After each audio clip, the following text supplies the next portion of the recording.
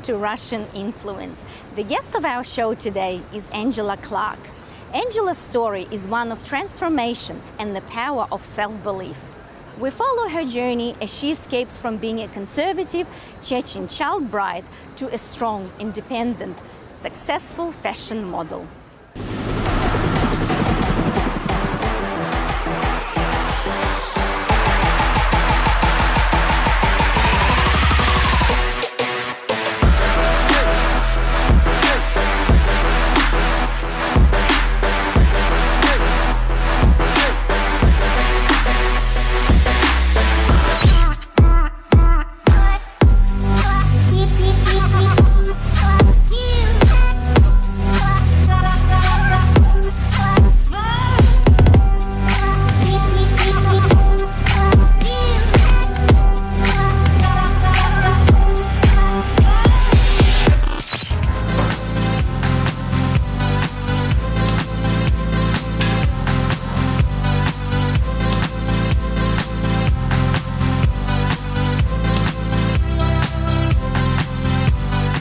Angela, thank you so much for joining us today and welcome to Russian Influence. Thank you so much for having me. That is my absolute pleasure to be here. Angela, where were you born? I was born in Chechnya, Grozny city, in the Caucasus mountain region. Angela, what are some of the highlights of your childhood memories? Okay, probably you have two, if you don't mind. In my childhood, we didn't have a lot of technology gadgets. And being a kid, we spent a lot of time playing outside. And would you believe that being a young girl, I love to play football? That is, when I look at you right now, that is actually a little bit difficult to believe. Yeah, and yes, all boys love to have me in their team. In fact, they always fight over me. And back then I didn't know why, but now I understand. I was a goalkeeper. Every time when we play football, they wanted me to be a goalkeeper, and they've been fighting over me. And the reason is because every time when they're just approaching to kick the ball, they were screaming, "Don't kick too hard, she's a girl. Don't kick too hard, she's a girl." So I believe that is the reason they wanted me to be a goalkeeper. So don't get to kick. And you were not scared to stand there when people are No, firing? actually, and they didn't kick hard, so it was quite awesome, yes. So. Yes, and the second one, being a child, I love to sing. I always sing everywhere. And my parents decided to enroll me to music school. At the time when they enrolled me, the music classes were fully booked, and they couldn't enroll me. So instead of singing classes, they enrolled me to a piano class. Was I excited? I don't think so. But the highlight of all this was the day when the pianos arrived to our house. I still remember this big, massive equipment moving into the house, and I spent probably half a day running around the piano, pushing the case. So it was kind of exciting for me. Every year for students had their exams. And for the exams, we had officials from Conservatorium of Music coming every year to select talented students to enroll to Conservatorium afterwards. After these exams, I was called to the principal office, and I've been told that they're offering me a scholarship on grade 2. Fantastic. I couldn't believe. I was so excited, and well, because it was in St. Petersburg, big city, and I thought, oh my God, I can't believe I will be going to big city and studying in conservatorium with all the kids. Didn't last long. I came home. I told to my parents, and the answer was no. You're not going anywhere. You're too young. We won't let you to go to big city and to be there. So how old were you then? I was 16. Like it just happened just before my marriage. I probably was 15 and a half. Do you still play the piano? I haven't been playing for many years now. However, I finished musical college, and yes, I graduated from college as a teacher of the piano. Angela, you got married when you were 16 years old. Please tell me, what was that like? I know it's a little bit of a heavy question right in the beginning. Actually, I wasn't even quite 16. And so that's equivalent to an Australian young person being in high school in year 10. That's Yeah. right, yes. And I was kidnapped. Living in Muslim country, because Chechnya is a Muslim country, we follow the traditions. And in our culture, girls were not allowed to get married until they independent and they turn 18. My parents were very strict, and my father was very conservative man, and he would never let me to get married at age 16. So now his ex-husband, he of course understood that it's not going to happen, and the only way to have me was just to kidnap me. And one day after returning from college, he came to meet me, and next minute we were walking towards the car, and one guy just jumped out from the car. They just grabbed me to the car, and they closed my mouth, and they said, "Don't stress, don't shout." And then, of course, while we've been driving, they explained that they will put me somewhere safe for a couple of days with some relatives, and while his parents will visit my parents to have an agreement, I have to stay with them. So that is what happened, and of course my parents were freaked out. I was the only child in my family. How did you feel when that was happening?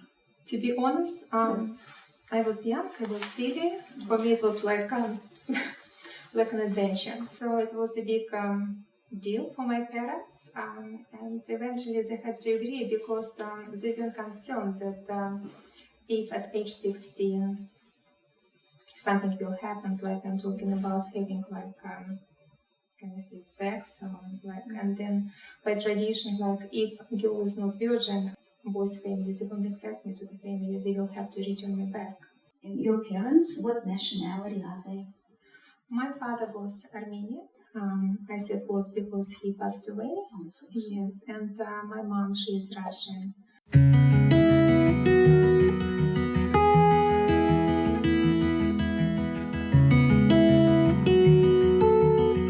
Why did you decide to move to another part of Russia?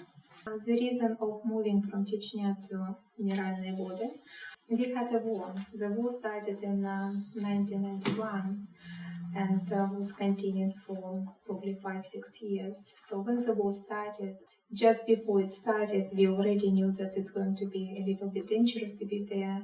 My husband and myself, we decided to move to Vody city, and my parents refused. My father was like very patriotic man, and he wanted always to stay where he was born, and he had house and his work and business. Terrorists came to our house, and it was kind of dangerous situation for many civilian people living in Chechnya.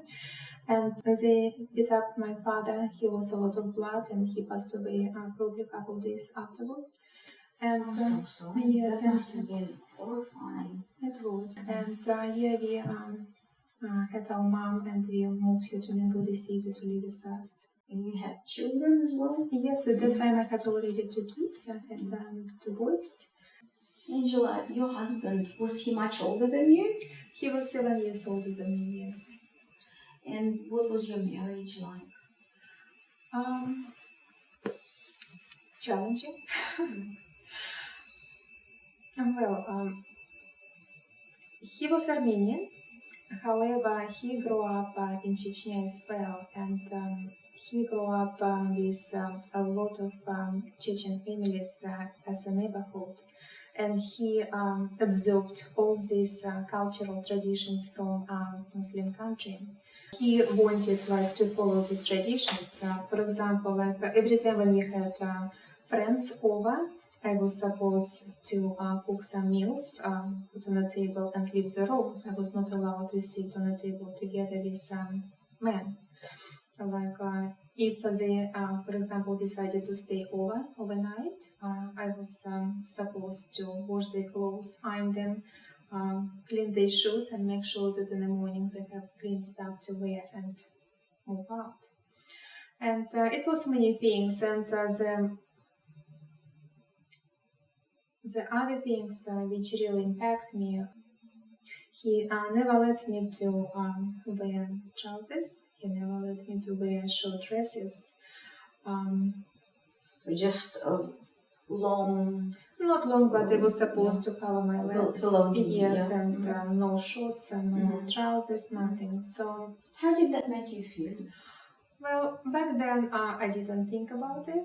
You were just accepting. Yeah, like when you live like in country with traditions like that, like you believe that is how it should be. And later on I realized that it's really impacted me because after divorce, after 14 years being married and after divorce, I had like a big issue wearing trousers.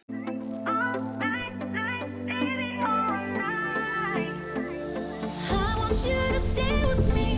When you're with me, I can't breathe. You are all I'll ever need, ever need.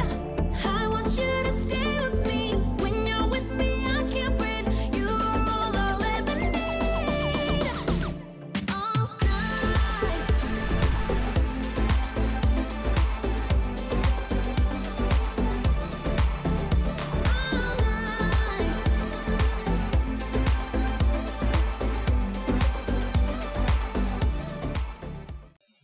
When did you come to Australia? I came to Australia in 2003. What were your impressions of Australia? Oh wow, I was shocked. It was like a cultural shock. Yeah. Of course, it's all different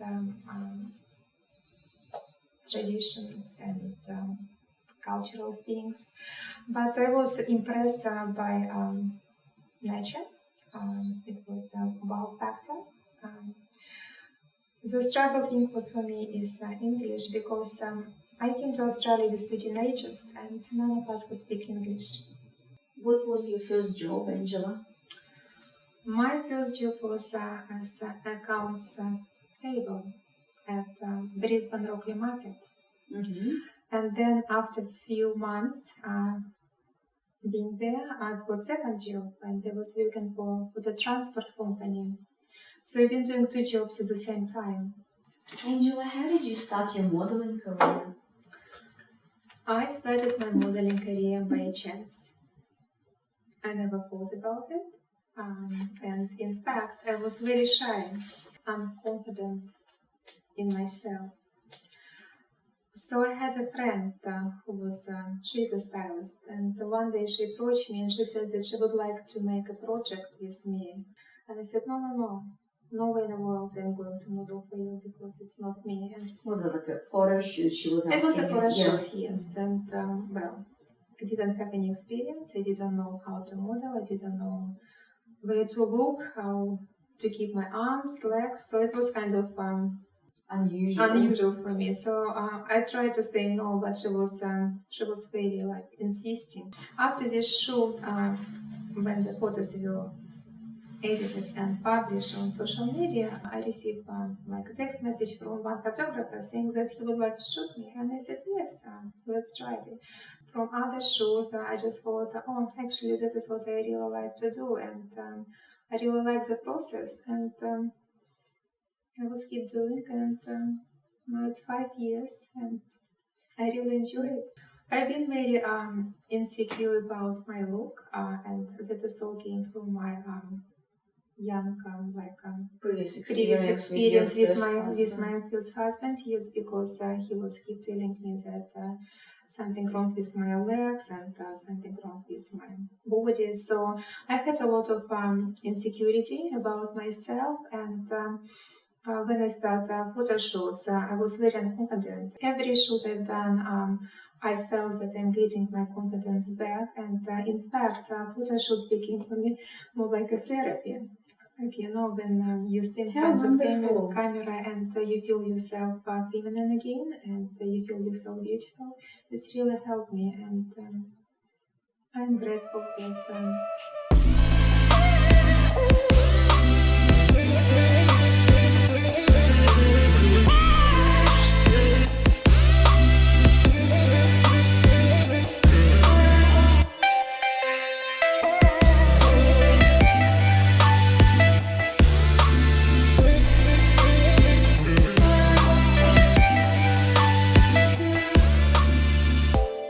You were awarded the title Miss Universal Elegance. Congratulations. thank you. Tell me about it. It was absolutely a new experience for me as well. I've done modeling for a couple of years. I never done beauty competitions. I was absolutely thrilled when I got this title. So I believe it was really wonderful and great experience. However, I decided it's not something I would like to do again and again. So I decided that I would prefer to do modeling and continue with my journey in this.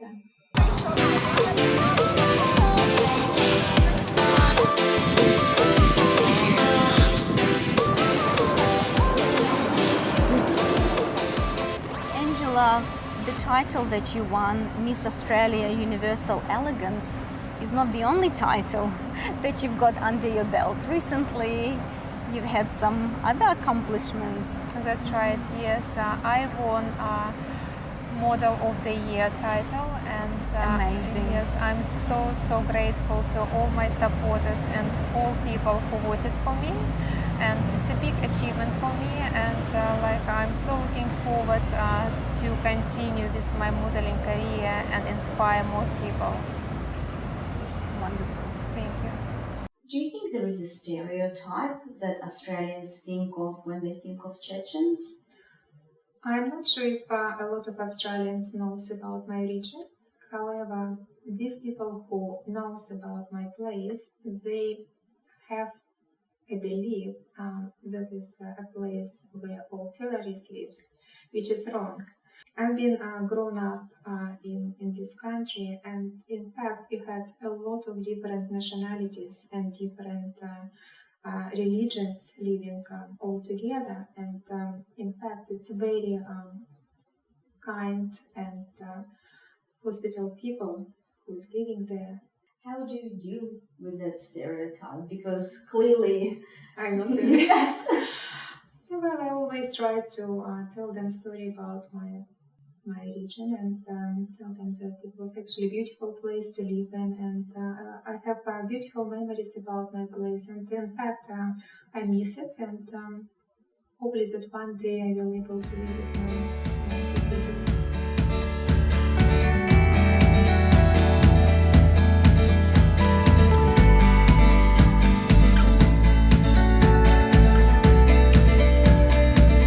Angela, what's next for you? What exciting projects do you have coming up? Actually, I had planned a European trip, but because of COVID, I have to postpone it now. So it was a trip to Europe where I was supposed to have a photo shoot with 4 international photographers from 4 different countries, which is Austria, Prague, Amsterdam, and Greece. And I'm so excited, yes, so I can't wait till the COVID situation will sort it out and I will be able to do this big project. Angela, what is the most unique experience you've ever had? That is my modeling. And in fact, I want to thank one photographer who actually gave me this confidence and a big push. His name is Sam Sang. He believed in me, and that's why I'm here. We've done a lot of work together. You make I'm going to cry. So he really inspired you to follow your dream and really helped you. He really did. Yeah. He's one of the many photographers I worked with who really believed in me, and yes, he gave me this big push. He's a great artist, and we created a lot of beautiful work together. And a lot of our work has been published in many international fashion magazines.